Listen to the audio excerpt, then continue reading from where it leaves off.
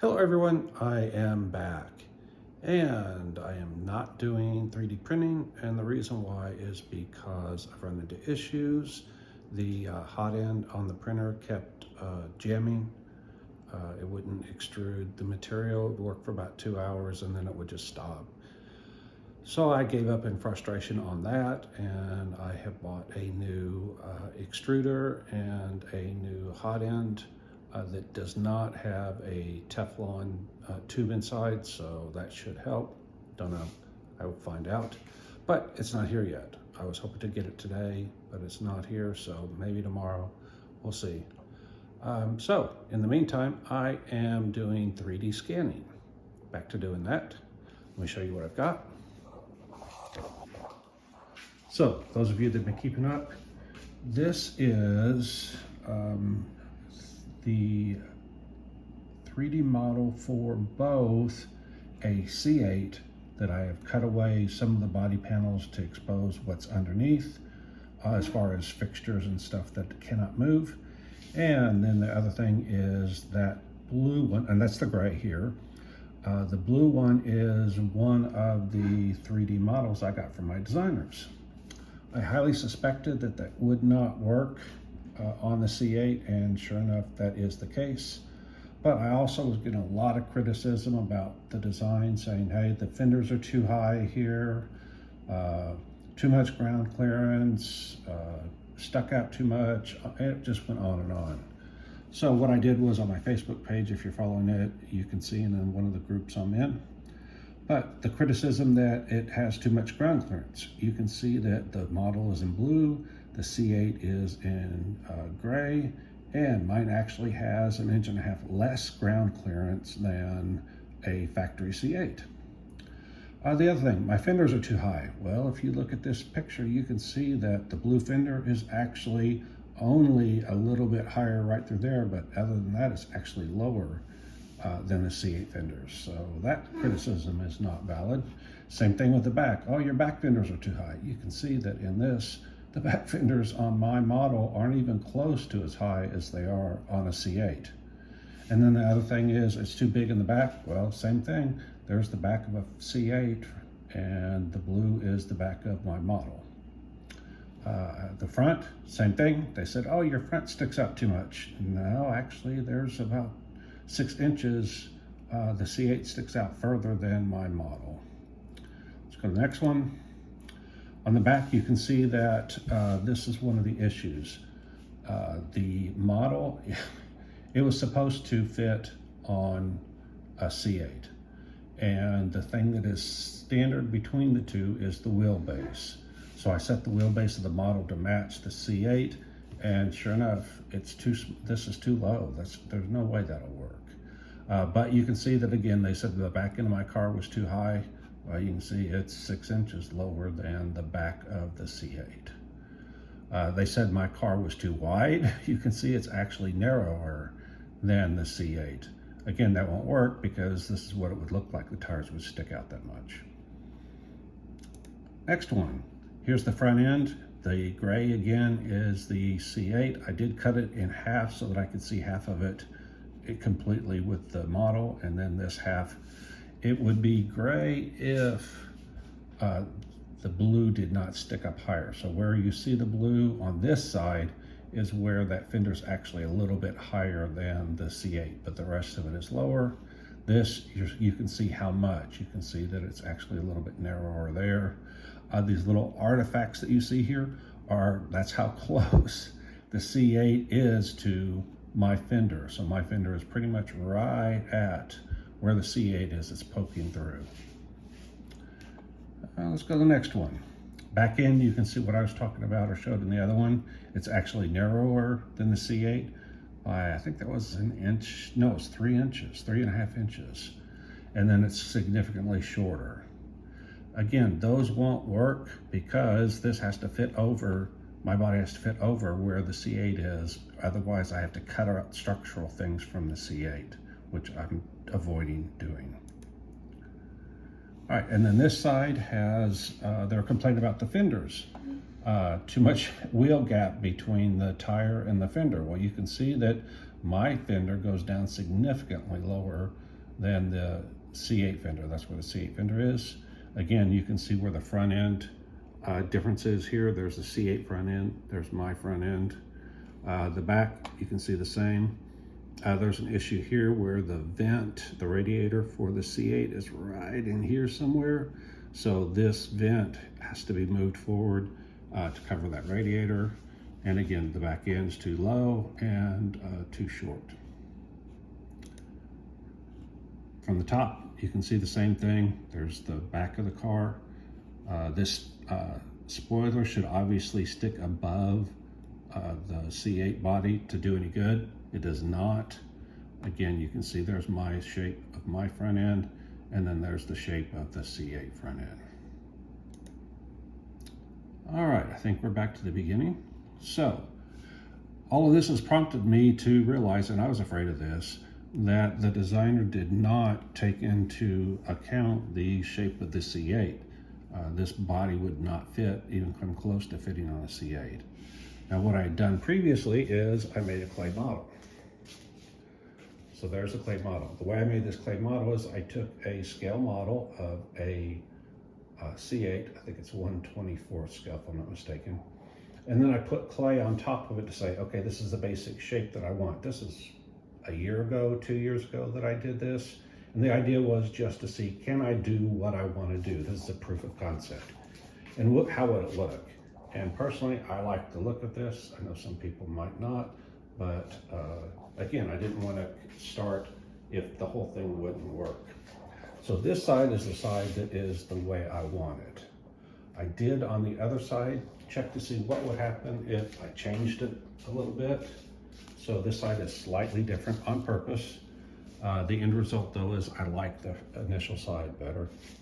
I put the spoiler on the back on one side. I did not put it on the other to see how much this would have to stick out. If you look right there, the C8 is right exactly there. So this would have to come out and then make a funky turn. So there would be a different radius here and here if I didn't put the wing on. By putting the wing on, it covers up the fact that this might have to come out a little bit here and then make a drastic turn or more drastic turn down there. All right, on the front, you can see that I moved the front end back as far as I could. There is actually there's a red model, obviously. So there's where the model is sticking out. So this is as far back as the front of that can move. Obviously, when I take the body off, that won't be there. So I do have a couple inches there. But again, this is a worst case. This is how big the body would be.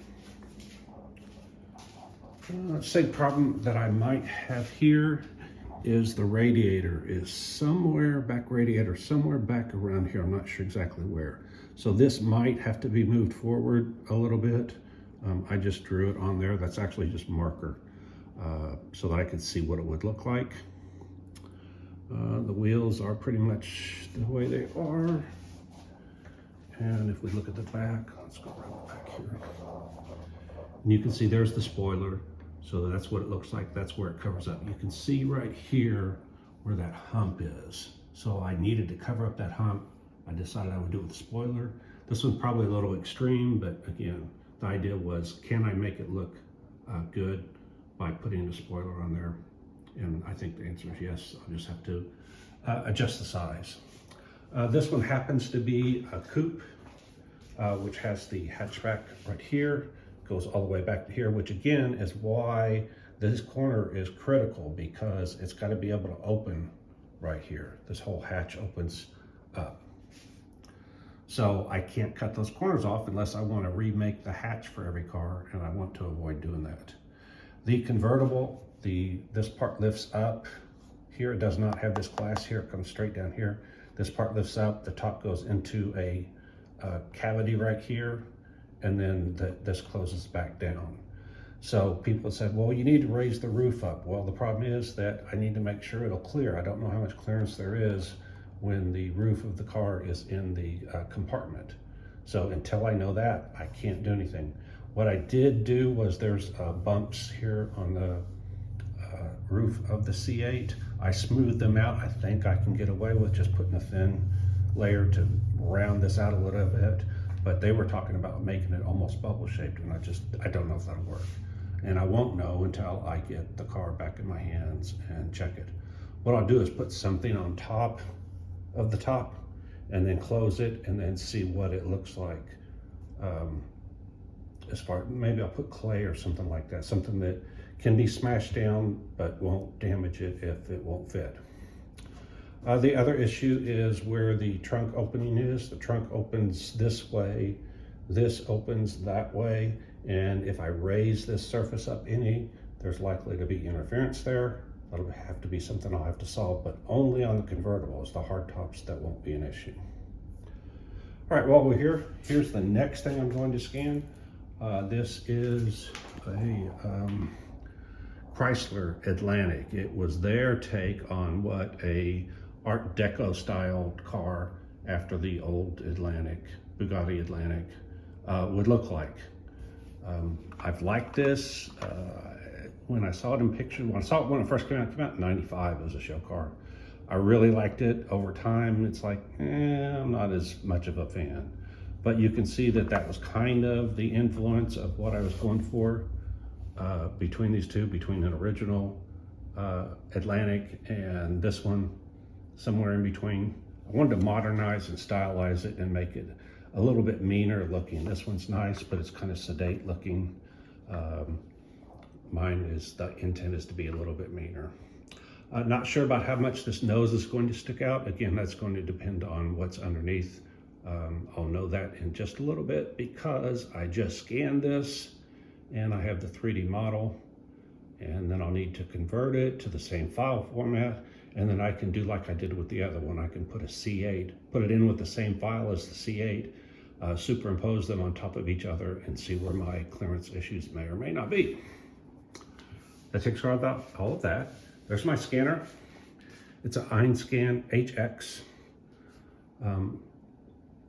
It does both laser scan and texture scan. I like texture scan because when you're done, you end up with an image that looks like what you're taking a scan of. So speaking of that, let's go over here back to the computer, make that go away. There's my HX, and there's what my scan looks like. So if you look at this, this looks a whole lot like what's sitting on the table. It has trouble with black areas. It thinks there's nothing there. Doesn't matter. Oh, and glass. Doesn't matter. I can fill that in or have that filled in. It had a problem with this red right here. I didn't cover that with clay and it didn't like that. Thinks that's a blank spot. If you look, some of the spokes on the wheels are missing because again, they're black. This area right here is where the clay fell off from covering it. So it thinks there's nothing there. I'll show you what that really looks like. And of course, you can see that this is on a stand. There's some wooden salt and pepper shakers and some placemats. So the scanner does a really nice job of scanning things. Generate a point file out of this. And like I said, then I'll go off and convert the file format so that I can load it into my 3D modeling tools, check size, slice it, and I will actually 3D print this. All right, the area that I was talking about, over here and show you, is down here. This will be hard to do, but all right, so down here, this is, my goal was to actually keep the factory C8 lower section here, the diffuser on the back. So again, I'll do that once I put it in the 3D model. 3D model has the factory diffuser here, so I can see how those two can mate together. So ideally, this part would end right where that diffuser starts. All right, that's all I have for now. You're caught up. As soon as I stop this video, like I said, I'm going to scan this. Another guy said he'll cut this up and make a model out of it. So I just need to get the scan into a point cloud, and then I'll convert it to an STL, send him the STL. I think that's what he needs. And he's going to slice it into pieces and make wooden or whatever matrix. And then you can fill in between the wood with foam, and you can carve a copy of this body in that. All right, that's all I can think of for now. So, as usual, like, subscribe, hit the alert, and you can hit the thanks if you want. And if you don't know what I'm doing, you don't know jack. Bye.